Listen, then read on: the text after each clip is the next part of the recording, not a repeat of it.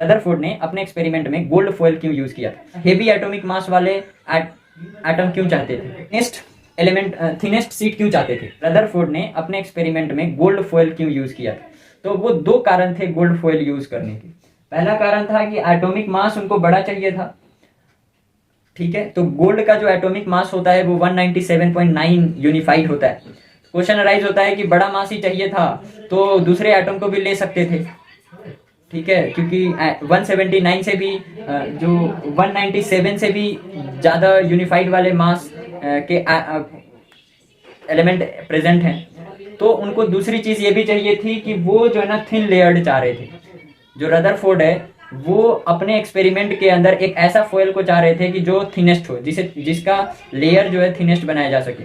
फिर से question arise होता है कि क्यों वो चाह रहे थे कि एटॉमिक मास जो है ना हेवी एटॉमिक मास वाले एटम क्यों चाहते थे?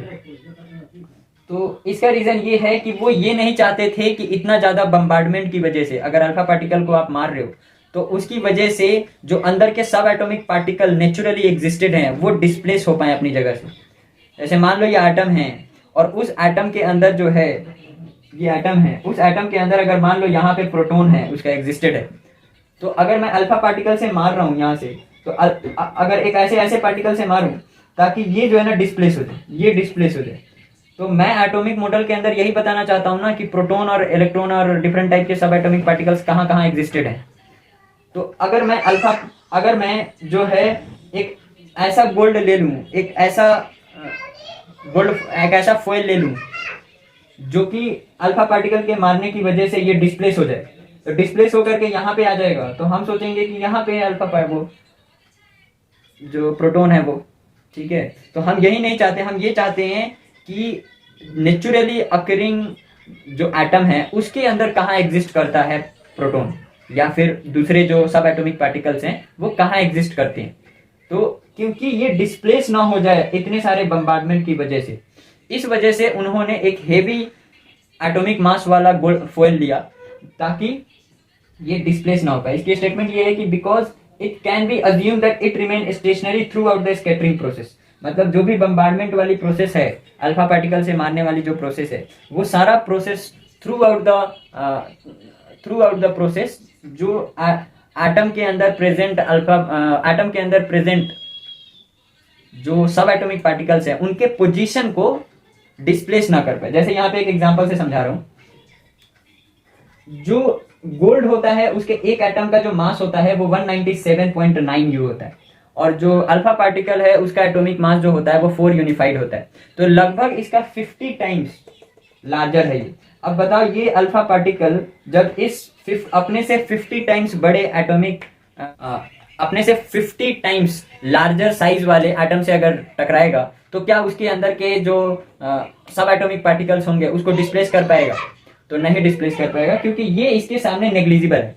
एक बड़े से पहाड़ के ऊपर जो है मैं अगर एक बॉल से मारूंगा तो वो बॉल जो है वो वापस आ जाएगा, यस और नो। बॉल और वो पहाड़ के अंदर जो डिस्प्लेसमेंट होगी वो नेग्लिजिबल होगी इसकी वजह से, ये जो बॉल है उसकी वजह से। तो इस वजह से उन्होंने बड़ा वाला लिया था, बड़े एटॉमिक मास वाला एलिमेंट को चूज किया था। लेकिन गोल्ड को ही क्यों लिया? गोल्ड से बड़े बड़े एटॉमिक मास वाले एग्जिस्ट करते हैं। तो उन्होंने गोल्ड को एक दूसरा रीजन था उनके पीछे कि वो चाहते थे कि थिनेस्ट लेयर चाहते थे, जो फॉयल चाहते थे वो थिनेस्ट, जितना पतला एटॉमिक लेयर बन सके उतने पतले एटॉमिक लेयर वाले वो फॉयल को चाहते थे।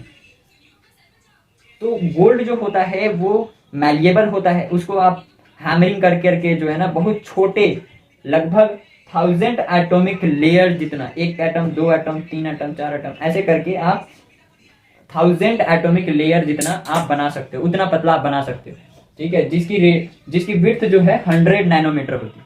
तो ये बहुत पतला होता है। दूसरे एलिमेंट ऐसे नहीं है जिनको आप हैमर करके और आप जो है इतना पतला सीट बना सको। तो दूसरा रीजन ये था। लेकिन वो फिर थिनेस्ट क्यों चाहते थे? वो जो है रदरफोर्ड जो है वो थिनेस्ट सीट क्यों चाहते थे? तो अज्यूम करो कि वो थिनेस्ट सीट नहीं ले रहे अगर, तो देखो इस केस में क्या होगा। अगर अल्फा पार्टिकल, लेट सपोज ये बहुत सारे लेयर्स हैं, एक एटम का लेयर, दूसरे एटम का लेयर, तीसरे एटम का लेयर, ये कुछ इस तरीके से, अगर मान लो ये मेरा हाथ है, ये एक एटम का लेयर है ये, ठीक है, ये प्लेन जो है ये एक एटम की है, और दूसरा जो है वो ये है, दूसरे एटम का है ऐसे, ठीक है, ये दूसरे एटम का लेयर है, फिर तीसरे एटम का ये लेयर है, चौथे एटम का ये लेयर है। तो बहुत सारे जब लेयर कर दोगे तो देखना जरा क्या होगा, एक अल्फा पार्टिकल अगर मान लो गया इधर से, वो पहले वाले एटम के नीचे से क्रॉस करा, तो इसका मतलब ये चला गया।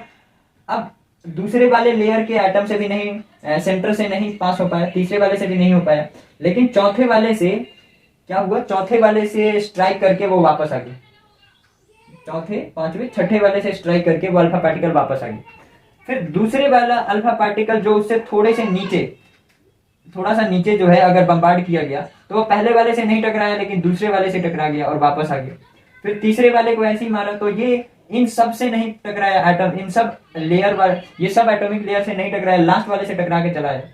तो बताओ, मैंने 3 अल्फा पार्टिकल मारे और ये तीनों अल्फा पार्टिकल को एक ऐसा मास मिल गया जिससे वो टकरा करके वापस आ जाए।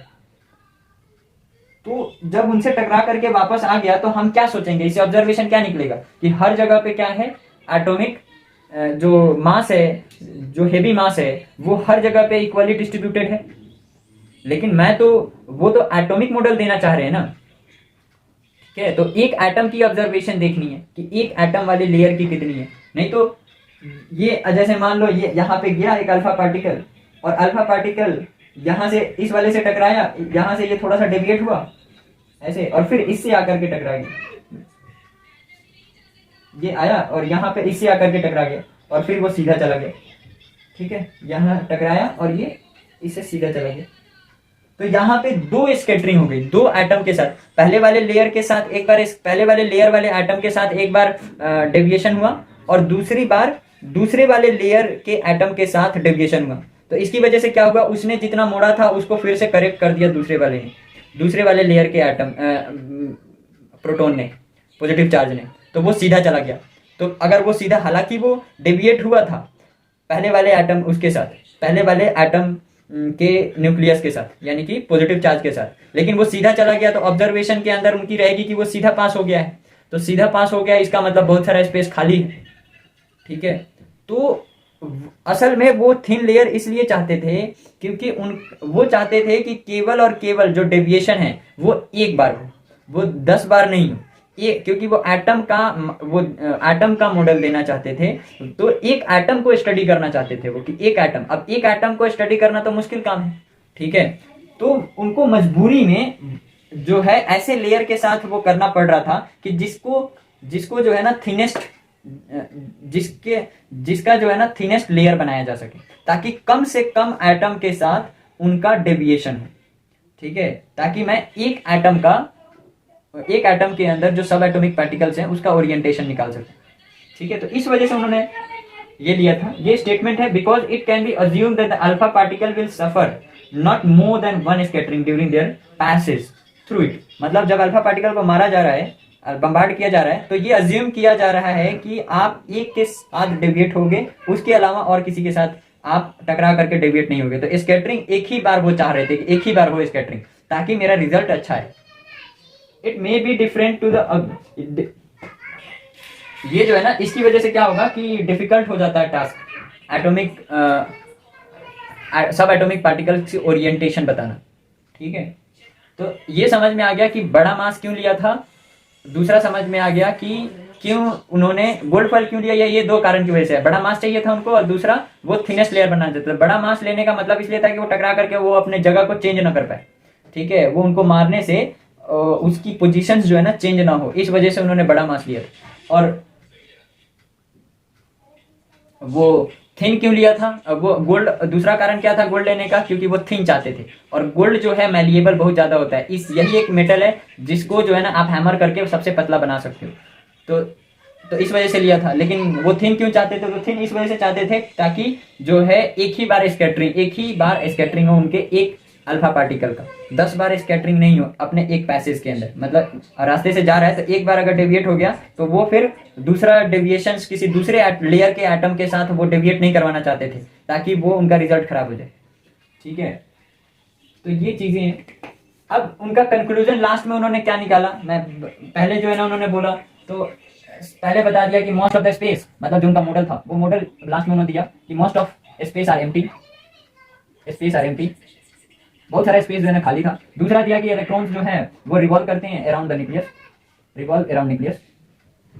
न्यूक्लियस उन्होंने नाम दिया था वो सबसे छोटी जगह जहां से वो डेविएट हो रहे थे, जहां पे मास एग्जिस्ट करता था। तीसरी चीज बताया उन्होंने कि all positive charge exist at small region, exist at small region, और स्मॉल रीजन कॉल्ड, उसको बोला था न्यूक्लियस उस स्मॉल रीजन पे जो कि सेंटर वाला पार्ट था। और उन्होंने कहा कि whole mass of atom exist at centre, जिसको उन्होंने बोला था न्यूक्लियस, मतलब सारा का सारा मास। तो ये ऑब्जर्वेशन थी, ये उनका मॉडल के अंदर ये चार बातें, उन्होंने एक्सपेरिमेंट किया, ऑब्जर्वेशन किया, कंक्लूजन निकाला और फिर मॉडल दिया। तो वो मॉडल के अंदर उन्होंने ये बातें बताई। ठीक है, तो गोल्ड फॉयल क्यों लिया था ये क्लियर हो गया। गोल्ड फॉयल ये दो कारणों की वजह से लिया था। ठीक है, इनका मॉडल ये ऑब्जर्वेशन करने के बाद जो है ये मॉडल उन्होंने दिया।